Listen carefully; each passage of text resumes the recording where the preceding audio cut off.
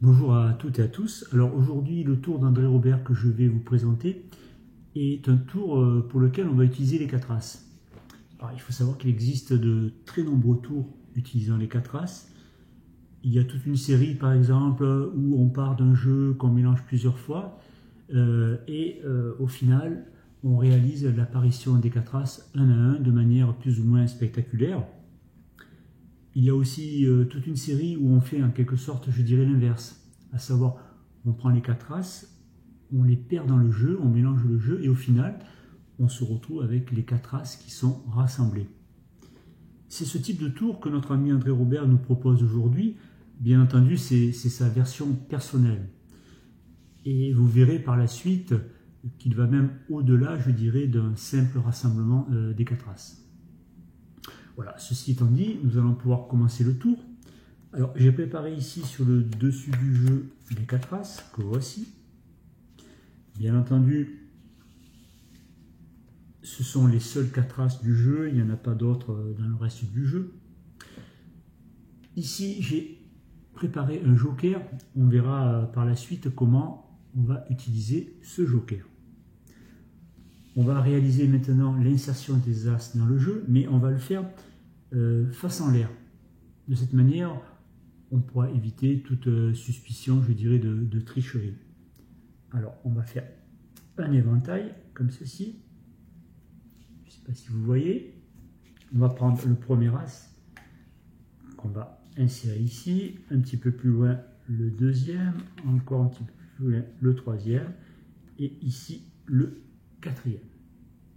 Donc là, nous avons les 4 As qui sont insérés dans le jeu.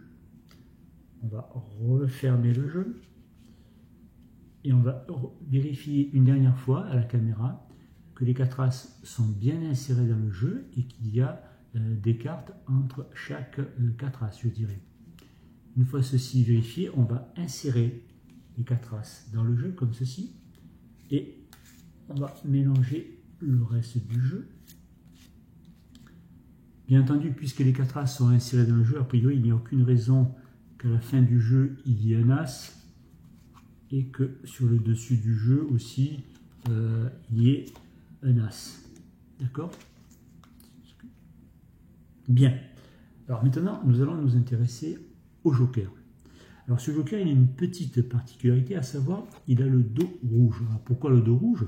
Bien, tout simplement parce que ici, nous avons un jeu avec des dos bleus. De cette manière, le joker on pourra bien le distinguer et on est sûr qu'il soit unique.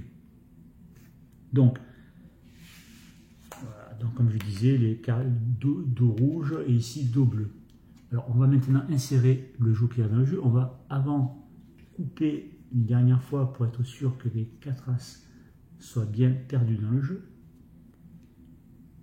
On va faire un éventail, mais cette fois-ci face en bas, et je vais demander au spectateur d'insérer ce joker dans le jeu, n'importe où. Par exemple, hop, ici, pourquoi pas. Donc là, il aurait pu être là, là, mais le hasard fait que le joker est ici. Donc maintenant, on l'enfonce dans le jeu. Et maintenant, je vais réaliser 2 petites passes magiques. Alors pour cela, je vais couper le jeu en 2 parties, comme ceci. Et là, je vais prendre la moitié du jeu tenu à main gauche et je vais la frotter contre la moitié du jeu tenu à main droite. Et maintenant, je vais frotter la moitié du jeu tenu à main droite sur la moitié du jeu tenu à main gauche. Voilà, ça, ce sont les 2 passes magiques, comme ceci.